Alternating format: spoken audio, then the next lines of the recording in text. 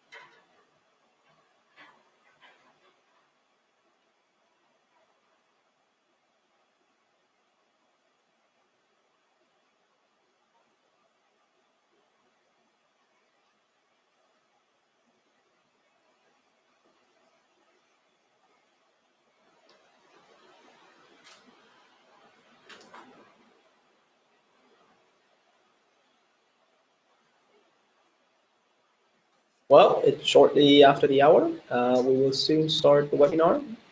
Just giving people more time to join in and settle in. While they're joining in, I feel this strong urge to place a joke around digital readiness. I haven't prepared any. I don't know, John, you're already laughing. Maybe you have one. No, I'm actually really looking forward to yours. I don't have any. Disproving the German stereotype. Yeah, exactly.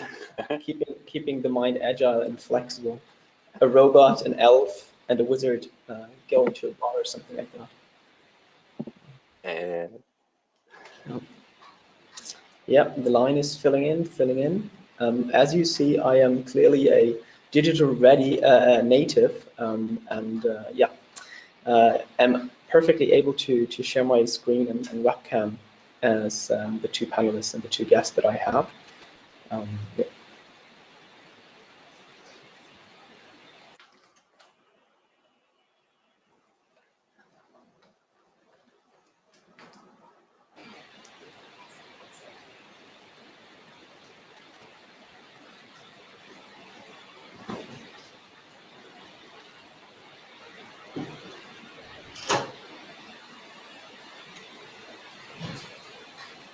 Okay, but I think the line is still filling in, but I think we can start and hit it off.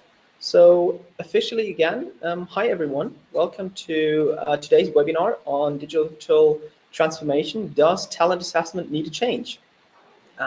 We have almost 500 people registered to watch this webinar, showing that it's a quite big and important topic for our clients and our markets. Thank you for joining us from what I can see over 45 countries and from more than 300 different companies. My name is Richard, your host, and I will try to foresee all the different questions you may have on this topic and get answers from our team of experts for you. In case you do have any questions left that I don't address, please feel free to use the chat function to ask them, and we will try to answer all your questions at the end of the webinar, or if we don't come to that, reply to you afterwards. You can use the chat function during the whole webinar and can just send in questions whenever you want. Our goal for today's webinar is to understand the challenges and the opportunities of digital transformation and explore to what extent talent assessment needs to change. To do so, we have great experts with us today. Lena and John, great to have you here. Thanks for participating. Maybe you guys can quickly introduce yourself. Why not start with you, Lena, ladies first. I know it's super early as you're in New York at the moment, but please go ahead and tell us a bit about yourself. Yeah, sure. Thanks, Richard. Hi, everyone. Great being here today. Yes, it is super early. It's 5 a.m. in the morning, but still happy to be here. So my name is Lena, and I'm a senior consultant within Aon's product and analytics team. I have an IO psychology background, and I started working for Qt 2.5 years ago as a consultant in London. I used to work especially on unique client solutions, and sometimes I still do. But in my role in product development, I now tend to focus on innovation and product design for our global solutions. And well, one of the topics I currently spend most of my time with is digital readiness. So yeah, I'm the product design lead for our digital readiness solution, and very happy to discuss the effect digitalization has on talent assessment with you guys during our webinar today. Amazing, thank you, Lena. John, please, your floor. Yep. Hello, everyone. So my name is John. I've worked for Qt, now Aon Assessment Solutions, for just over 10 years actually now, in a variety of roles in geographies across Europe, South America, Asia, and North America. I'm really looking forward to this webinar today and to explore everything that is digital in relation to talent. I typically work with our global clients across all types of industries to help them understand what digital means within their specific context and design people's strategies to help achieve their digital and business transformation goals. Absolutely, thank you. And I think you all can agree that we invited quite an interesting set of panelists to help understanding digital readiness and digital transformation. To start with, John, you wanted to take a quick look at a recent study from the World Economy Forum predicting the positioning of robots. John, do you want to comment on this? Yeah, for sure. So I came across this article on Monday on the BBC actually, and it was just so different to what you usually read about digitalization and job automation. So the WEF, as you were saying, that's the World Economic Forum. They run Davos. You know, obviously Davos was very big topic this year with Trump attending and all the like. But they released their own study on what the digital revolution will mean for us in terms of job displacements. If you've read into any of this into more detail, and if you sort of looked at the studies by the likes of PwC or Oxford even, it was always very much a gloom and doom scenario. But this one is very different. You know, the WEF found that automation will in fact create jobs, and ultimately create jobs that are more exciting or more enjoyable by removing the more mundane elements and handing them over to, let's call them, robots.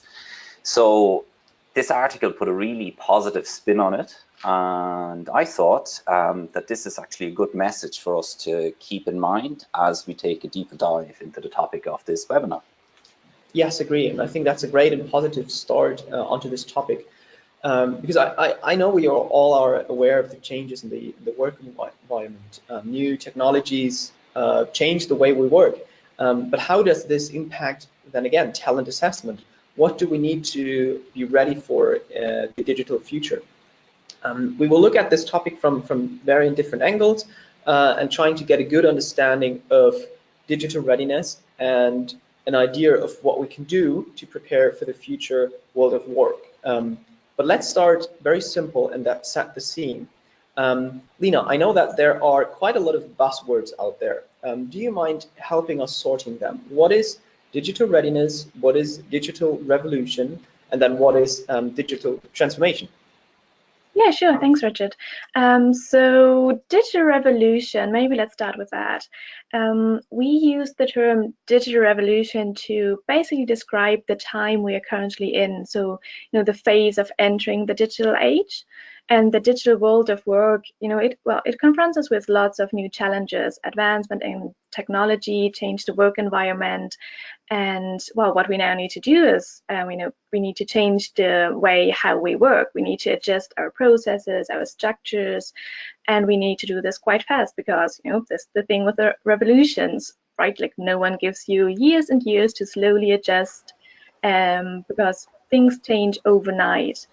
So to enter the digital world of work successfully and to be part of this digital revolution, we need to stay ahead of all the changes that happen around us.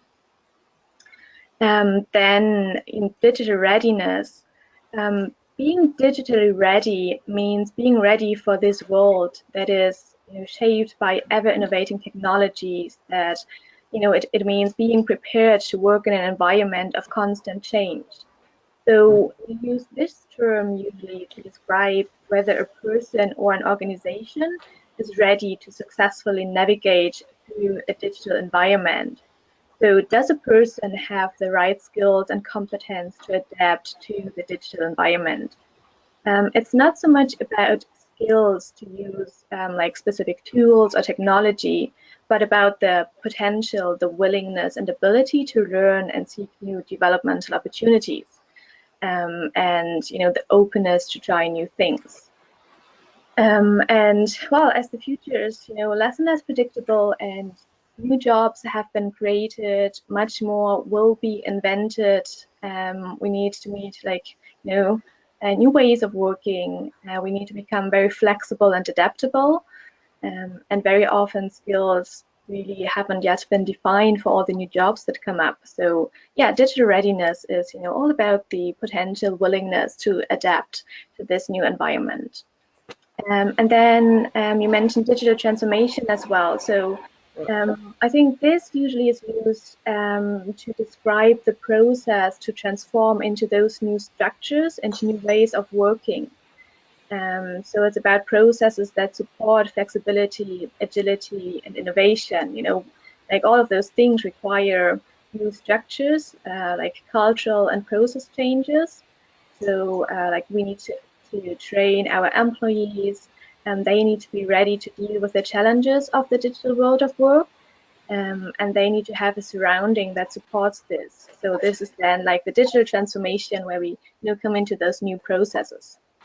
Oh, that's perfect. Thank you. That was, I think, a very good and brief overview. But why are we talking about this now, John? Why is digital readiness relevant and maybe even a priority for organizations?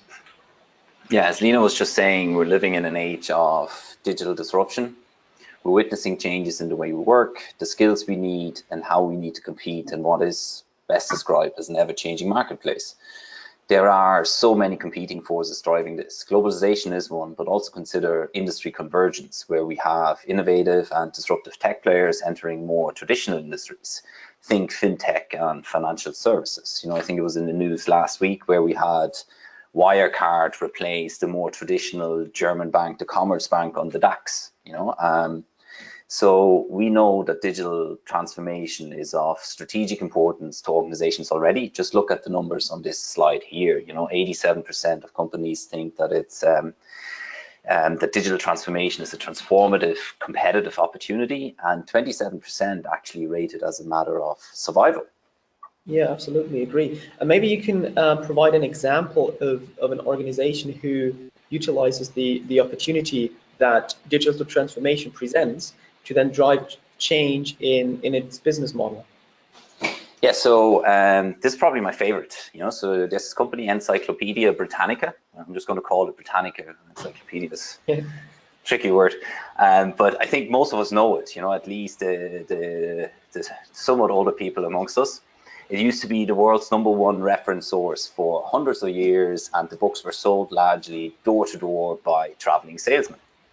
about as traditional as it gets, if you ask me, in terms of the business model. And with the advent of the internet, say in the 90s, and Wikipedia around the corner, we should have really been afraid for its future, as its business would undoubtedly be disrupted to the point of no return. But by the time all of this came around, Britannica was ready. And by the time, for example, Wikipedia came around, it had already undergone a significant transformation process. Worth noting as well is that Wikipedia was actually not its first challenger. Digital Encyclopedia by Microsoft, Encarta was. So with the constant threat to its traditional business model, it adopted a new working model and embraced the digitalization of its product while refocusing on its core customers. So essentially providing content for curricula in universities and different education bodies. So that by the time it stopped selling hard copy books, this line of business only represented 1% of its total turnover. Right. And I think that's a nice blast from the past. And I actually got the Encarta product for free with buying my very first Windows PC. So, but again, how can we apply these lessons learned from this example to our own organization? Yeah, so for us to remain competitive in what is best described as a dynamic and fast-paced global environment, we need to stay ahead of the changes around us, just like the folks at Britannica did. How do we do this? So we look at it from a HR lens. So like as HR professionals, we actually play a key role. We need people who are ready to deal with the challenges the digital world confronts us with, and people who are able to successfully navigate through this new environment. We need to ultimately attract, select, and develop talents who are ready to deal with the challenges of today and who are able to adapt to the challenges of tomorrow. So that is, like, these types of people is what we refer to at Qt as digital talent, and it is this digital talent that will ultimately fuel our transformation process. Yeah, absolutely agree. And thanks for that overview, John. You were just saying that we need to make sure to attract, select, and develop digital talents. And I can definitely see the relevance for certain jobs, and that organizations have areas that are especially affected by digitalization. But does our complete workforce need to be digitally ready?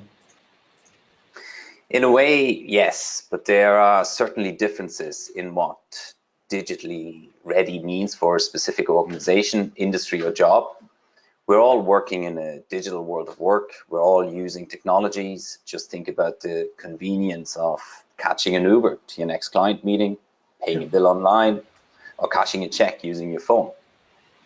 There are clearly jobs that are more affected than others, and the ones that are usually touted as being under threat include, for example, accountants or cashiers at supermarkets. I think supermarkets in particular, we're seeing the checkouts being automated in quite a lot of the countries already. But human work at the end of the day will shift to more abstract and strategic level. And manual and routine tasks will more and more be carried out by machines, with humans setting targets, identifying problems, or ultimately overseeing processes. A cool example of this would be something like an AI supervisor of chatbots in some type of contact center setting. Right, yes. Humans working in these, what we could describe as sort of evolved jobs, will need to be prepared to upskill or reskill to ultimately be able to continue to perform and to retain what you probably should call their license to operate. So the idea of lifelong learning is therefore key to our competitiveness as workers. So we need to stay curious and in a way become unique to stay on top of a changing world and keep our skills sort of ahead of the curve. The one thing that stands out though is that everyone in the organization, regardless of seniority, needs to be able to work in this new environment. We don't necessarily require digital natives, but the basics are important, and the willingness to learn and adapt are crucial. We actually have a live client project at the moment where we assess their senior people in their marketing function to understand just how ready these marketing leaders are to work in new ways enabled by, for example, the availability of data to drive decision making. We never had this much data at our fingertips as we do today, and it's a new skill, and we need to understand someone's current ability to just to do just this, work with data, or at least a potential to address any gaps in their ability to do so. So ultimately their potential as well as their desire to learn. Absolutely, yes. I think that's a fascinating angle. Lena, maybe you want to add anything to that?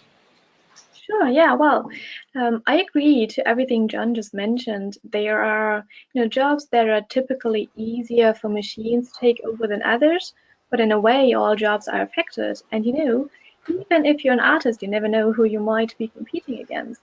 So I was actually very surprised myself when I recently came across this article about AI-generated artwork. So basically what happens is that a painting will be auctioned in October this year. And this painting is created by an algorithm that basically scanned, analyzed different art, and then created something new. And with this, AI even enters the world of art. But yeah, I mean, to get back to your question, and I think what I tried to say with this example is that we may experience job automation and changes in jobs in areas we may not have expected it as first, and therefore it is quite relevant to have people that are able to move flexibly between tasks and jobs. Well, as John mentioned just in the very beginning of this webinar, with jobs being automated, there are also new jobs being invented. And I think, what is therefore most important is that we all prepare for how to best transfer people into those new jobs. So I think what we should do is, get an idea of what skills, strengths, competencies people have and what jobs those could be relevant for. And also what a core set of competencies may look like that would allow success in different jobs. And then, even if a job gets automated, there are very likely other jobs that would require a similar set of behavior. So basically a job from the same neighborhood.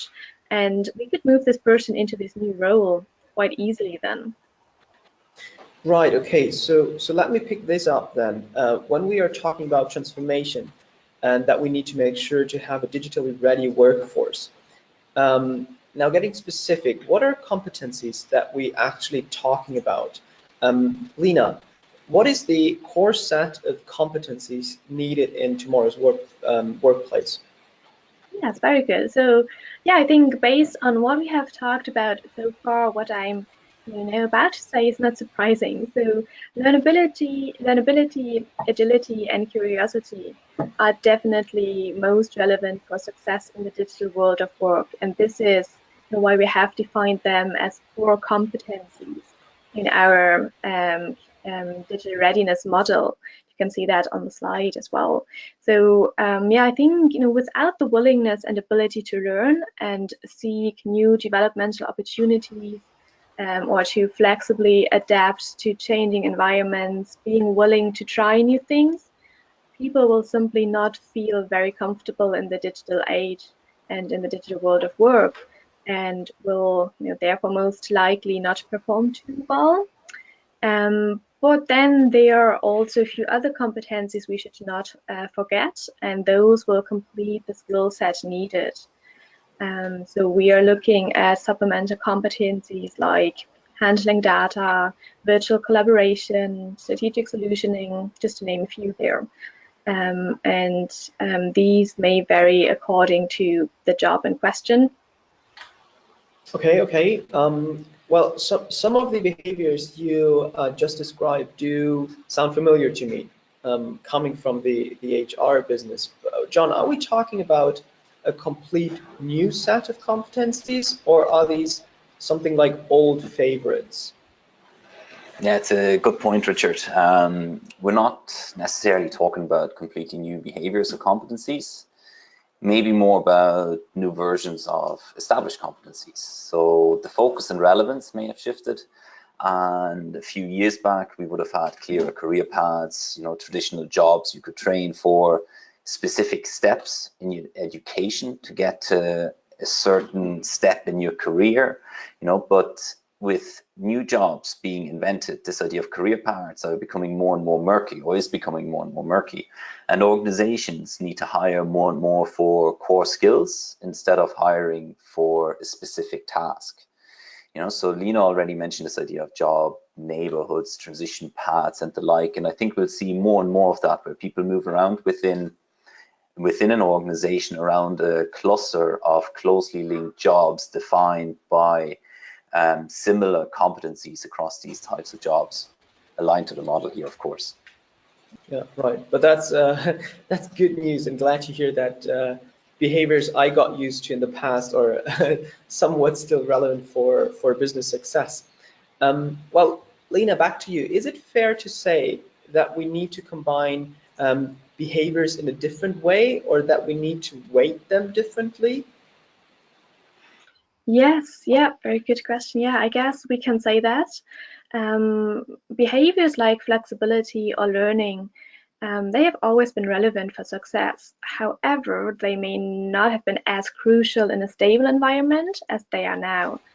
So, we always had clear job descriptions and an idea of what competencies someone needs to be successful in a respective position. Now we need to focus on a core set of competencies that allows to move between roles and to be good at different jobs, perform within different settings, master tasks you haven't been prepared for.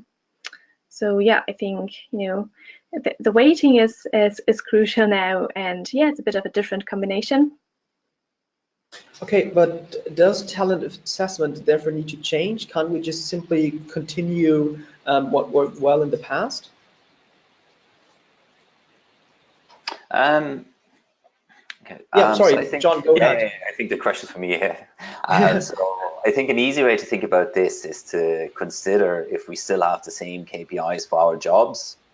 And I would argue that this is not the case anymore, at least it's changing now for a big majority of us.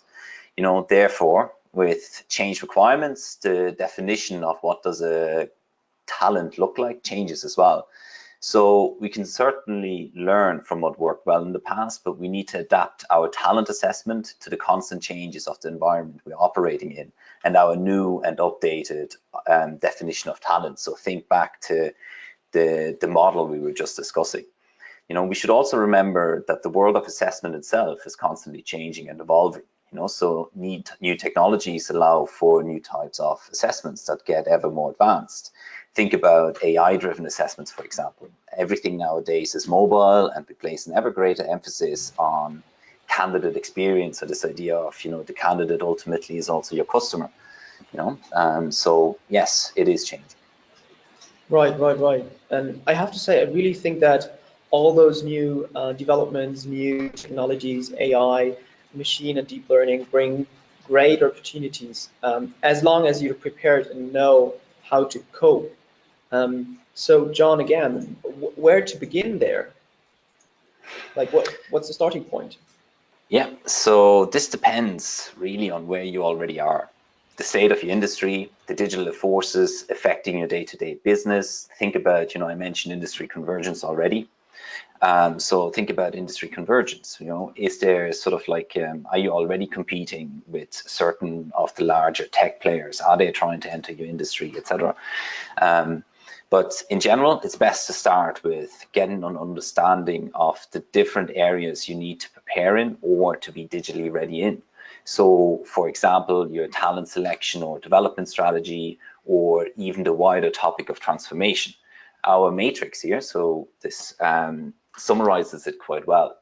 And ultimately, this type of matrix allows you to determine where your biggest need or your biggest requirement is, and where a good starting point for your digital transformation journey might be. I actually like to use a short survey to help you navigate this type of matrix. So that it guides you through the different aspects of it, and it allows you to understand just how ready your organization as a whole is. And we have an extract of the survey included here. So for example, the question on whether or not your organization knows how to identify individuals with digital potential, and you have then a scale from strongly disagree to strongly agree. The questionnaire links back to the previous matrix I just showed and ultimately allows you the areas where you have gaps, allows you to identify the areas where you have gaps so you can make informed decisions, make a strategy, plan improvement in areas where these are actually needed, or prioritize and focus on areas with the greatest impact on the business, and ultimately align, align your talent to your business strategy. That is super interesting. So let's say completing this survey helps me to understand that I have a gap in hiring digital talents. Okay, so Lena, what's the next step? What can I do? Yeah, first of all, you will need to define digital talents. So who will succeed in a digital world of work? Who will succeed in the environment? What behaviors are relevant? And I think what makes it quite tricky is actually that you don't have this clear skill set for a job anymore, like, specific technical skills, like the ability to use specific tools or something like that. Because with the jobs changing so much, so do the skills that are needed, and you can't really predefine them anymore. So I think you need a framework that helps to define the core competencies you're looking for. So for example, competencies that allow to learn new skills when needed. So a framework like the model we were just talking about, with the different competencies, core competencies, supplementary competencies that help you to define your digital talents. And then this can support all the digital transformation processes you will need to have and you will encounter. And then when you know what competencies you actually need to assess for, you can decide in the second step how to design the process. Okay, and how exactly can I assess for that, for digital readiness? How can I measure that? Yeah, so I think there's a really strong behavioral component to digital readiness.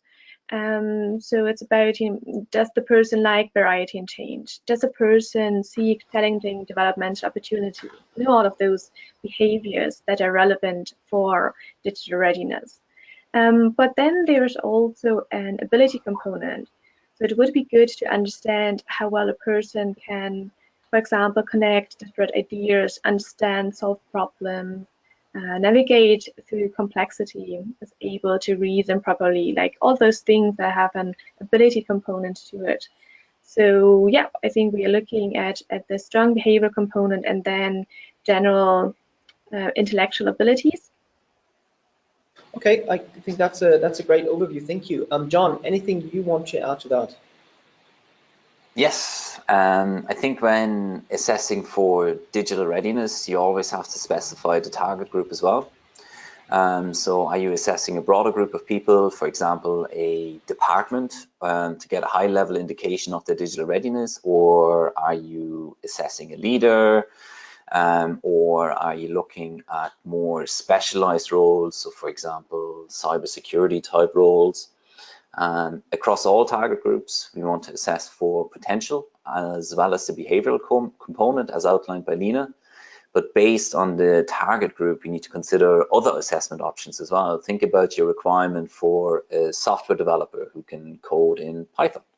You cannot simply wait and see if the business need is there for today to have the person start tomorrow and Python becoming outdated the day after. Skill assessments will play a role in the short term, but as with everything else, you want to ensure that your hire ultimately is future-proof with the ability to learn and adapt to, for example, writing code in a new language yet to emerge. Yeah, absolutely, absolutely. But will digital talents apply, John? What can I then actually do to attract those digital talents? So as my favorite slide, as a starting point, to attract digital talent, we should deliver digital, engaging, and informative candidate experience. Russell Crowe once asked a very apt question, appropriate for evaluating the quality of our attraction and application processes for digital talent in his role as Maximus Aurelius. And he asked, "Are you not entertained?" And entertainment is what digital talent expects, you know, as it is a type of talent in short supply, and we compete with just about everyone and everything for it. So I don't know how you feel about Gladiator, but when I put together the slide on the weekend, I just had to go watch Maximus take on Commodus for what I think now is about the 10th or 15th time in my life. I also have a feeling that maybe views of Gladiator post this reference just might spike a little again today. But back to topic and attracting digital talent. Ultimately, having a process in place that meets their behavioral preferences is key. So for example, you're looking for people who are happy to learn. Therefore, give them something they can learn about themselves by completing your assessments through, for example, engaging two-way tests that tell your story and provide actual feedback to candidates on their performance in the form of a candidate feedback report, for example. At the same time, do we know what this type of talent cares about? And do we know how to communicate this to them? Looking at what we call turbocharged tech companies, like for example, Google, we know that work-life balance, flex working, and other benefits matter. So can you create an assessment and application experience that emphasizes these points and reflect these in your sort of employer value propositioning from the get-go? And that should extend past attraction and application, also sort of like be included in the assessment process. And at the end of the day, you know, at Qt and Aon, this is our bread and butter, you know, and we help organizations from all backgrounds and industries to achieve just this. When it comes to attracting and assessing for digital talent, you know, we want to ensure that the processes we help our clients put into place are ultimately mobile-first solutions that are engaging from start to finish and that ultimately are quick and simple to complete. I mean, yeah, absolutely, and agree that this all sounds like a brilliant solution. But what if hiring talents externally is no option? Lena, what are the chances of finding hidden gems, hidden digital talents within my organization? Yeah, very good. Yeah, I think the chances are good. So starting internally and getting an idea of the competency profiles, skill sets of the own workforce is great. It gives us the opportunity to use the full potential we have within an organization. And it also provides a great development opportunity for our employees. So, yeah, something we should definitely do. And then also, you know, looking at job automation or new digital jobs that come up may require like quick actions. So if we are able to hire internally, we may speed up the process and actually gain a competitive advantage. And what I like to mention here as well is that digital readiness should really be assessed no matter the age, because it is a question of your like digital readiness potential and not whether you grew up with certain technologies. So we really see that digital readiness is not related to age. It is not automatically higher when born as a digital native, as it is related to things like your willingness to learn and how you deal with changes in your environment. So yeah, you should definitely look within an organization. Thank you. Yes, and I think that's a very important point to make as of the relationship between digital readiness and age, because I think there's a clear perception widely spread that might not be perfectly accurate. Looking at digital transformation within an organization now, I guess most relevant is how to prepare the workforce for moving between tasks and jobs. John, you mentioned that earlier. So how do I prepare for my workforce best for that, John?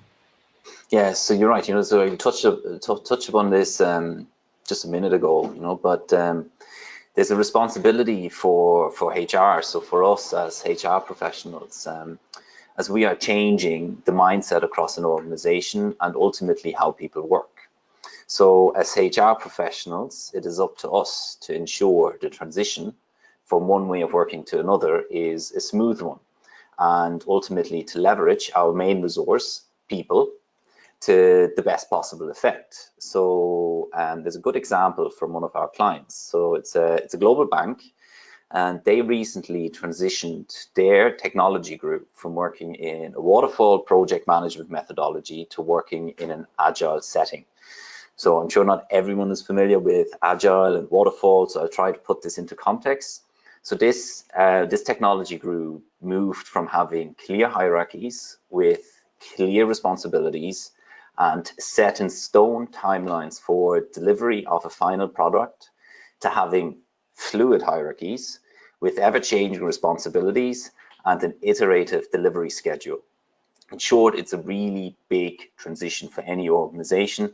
You know, like if you think about this idea of a Scrum team, in a Scrum team, roles change on an ongoing basis. One day you can be in charge, one day you can be a team member, you know, so it's a very sort of fluid hierarchy in that sense, you know, and it changes the way people work, it changes the way people perceive work, you know, and our client CTO and HR team actually understood that you cannot change something like that simply overnight, and worked with us here at Qt to develop an assessment process to support their transformation agenda. So ultimately, our assessments allowed our client to understand their workforce's readiness to transition to an agile environment and put relevant sort of training processes in place based on the outcomes of the assessment. We actually built them a dashboard like the one you can see here that helps the organization to understand readiness by division, team, and on an individual level, for example. So sort of like what you have on the left is business unit readiness, what you have in the middle is team readiness, you know, so that it gives you an indication as to, okay, which parts of the business are ready to use now, where do I need to spend more resources on, etc. There are, of course, a lot more tabs to this dashboard that you can see here, you know, like you can see a few, so like there's a talent development, acquisition, leadership, and the like, you know, but there's well, it breaks it down by geography in terms of readiness as well. But there's one that's a really cool tab as well, which is the one that identifies the key development paths and requirements for teams and individuals linked to the wider development framework that our client made available to their staff. So for example, does a person need to learn the basics of Agile as a first step? You know, what is the Agile Manifesto? Maybe 101, you know, so this type of dashboard, of course, fits nicely into our digital topic today. You know, dashboards like this give new meaning to big data and turn big data into normal data. You know, I think big data is very much 2015 kind of term. You know, we don't use it anymore in 2018. You know, it's this type of data, though, this type of dashboard that allows us to make decisions and drive our planning when we look at sort of transformation type processes. And it's fantastic because we can cut and slice the data in any shape or form, you know. But for this particular client example, what's interesting is that this move to Agile would not have been a success if we would have not had the buy-in, from example, from the CTO, as you need that type of senior level support in order to achieve success in a project like this. Okay, let me pick up this last point that you've just made, because I think that sounds like I definitely need some multipliers driving this. So what role do leaders then play in this context? And that seems like a new role. Lena, are we also looking for a different type of leadership? This is a very good and very complex question. We could probably have a webinar just on digital leadership, but maybe just to mention a few things I think are important to consider. Yeah, we definitely need leaders that know what the digital needs are. So they need to have an understanding of how technology changes the environment, impact their business. And this is what John mentioned, is they need to drive digital transformation processes. If they don't support and drive digital transformation, no one will. You know, we really need them to drive this. And so I think they would need to have an idea of where to start, what processes need to change, how should digital transformation be approached. But then, you know, beside all of that, they are obviously also challenged by growing uncertainty, complexity, there will be risks that are difficult to estimate. And yeah, so I think we need leaders that that are flexible, that adapt to a rapidly changing environment, and they also have to help their team to meet this pace. I think what is also very, very important is that leader empower their staff. So especially, when we think about virtual teams, leaders have to rely on self-reliance, individual responsibility of their team members. So they, I think really need to empower their employees. And yeah, there are probably much more challenges around digital leadership. Not an easy. Yes, I absolutely agree. That's more than true. Just giving John the floor for a second as well, in case he would like to add anything to that. Yes, Lena touched upon this, but one of the things that stands out for me is this change from a leader essentially being a risk controller with the goal of minimizing risk to becoming someone who's able to tolerate an appropriate level of risk for its business and to stage of the business's transformation. Another one I really like is the idea of how we manage virtual teams and how this requires us to work in different ways, manage our teams differently, and to essentially always be available. I manage a virtual team, and I personally find that availability is the most important factor in this. And we can only truly become available through different types of technology-enabled communication channels, which leads me to my last client story. So we work with this global retailer, and they identified Yammer as their new mode of communication. Great tool, great idea.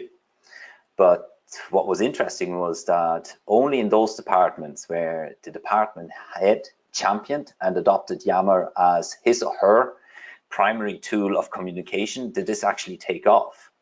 In the other departments where this was not the case, it essentially went nowhere and had incredibly low adoption rates. So yes, leadership has a very definitive role to play, and at the end of the day needs to be the champion for change and drive our digital transformation agenda and pull us up that mountain and plant the flag. Right, yes. And I feel the further I dig into this topic and ask more and more questions to the two of you, the more complex it actually gets, and the more dependencies come up. But I guess the good news is that there are lots of opportunities and chances to improve and prepare for this upcoming digital world. Lena, John, to both of you, as something like a final recommendation, where should I start if I have the feeling that my organization is not yet perfectly ready for the digital world of work? Maybe Lena, do you want to go first again? Yeah, sure. So yeah, I would say definitely investigate in which areas your organization is not ready. Try to define digital talent, and then plan your transition carefully, ensuring minimal disruption. I think this would be my recommendation. Great, thank you. I think that's a very good and easy takeaway aspect for all the rest of you. John, please. Yeah, so I already mentioned the role leadership plays, and this is of course of critical importance. Get your leaders to buy into the idea and provide the necessary support.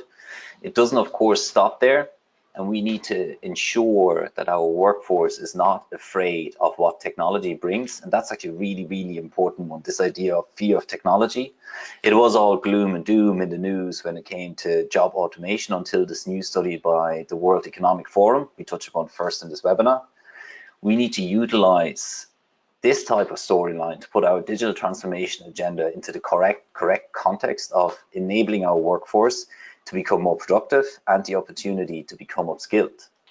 And remember, as it says here, digital is a mindset, which at the end of the day makes it a people question. And we as HR professionals have a very clear role to play in preparing our workforce and our organization to embrace the digital revolution.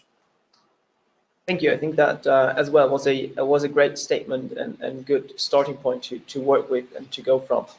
And this actually then brings us to the end of today's webinar. At the very beginning, I said we're going to pick up questions, and I at least want to use the remaining minutes to at least dive into one of them. So let me just open that chat function and pick one out. Oh yeah, so let's go with this one. Does the pace of the digital world kill the job description? Whoever wants to go. Yeah, I might take this one. So we recently ran a digital readiness summit in the Netherlands with some of the HR leaders from leading companies like TomTom, ABN AMRO, Thales, and the like, and Philips as well. And this was actually one of the things we were discussing, you know, and sort of like came up as a general topic. But I think in the question it says kill, and I think kill is a strong word for it. What it will do for sure is it will change the job description fundamentally, in that we will place a higher emphasis on hiring people for job clusters with transferable skills, high learning agility, and willingness to adapt and change. Whether or not static job descriptions are the way to capture this accurately, I don't necessarily think so. What I do think, though, will happen as well is that we will start using AI more and more to help us identify the right fit candidates, even before they apply to us and ever have to deal with job descriptions. It's these intelligent systems that will be able, or that will allow us to flexibly adapt and take into account things like personality profiles and performance data, to continuously fine-tune our selection and search criteria. And maybe if we get to this point, the old way of sort of writing a 2-page job description is indeed a thing of the past, and something that will go away with time. Thank you very much. I hope you all enjoyed the webinar as much as I did, and I know we cannot dive into all the good questions that you've put together and send us via the chat functions. We will for sure get back to you and get some answers to all those questions. For the questions that I did pick up, I hope that was helpful, hearing them directly from the experts and panelists. Again, at this point, to Lena and John, to both of you, thank you very much for being with us and spending your time with us, and hope to talk to you soon. Thank you very much. Thank you, Richard. Thank you, Richard. Thanks, everyone. Bye-bye.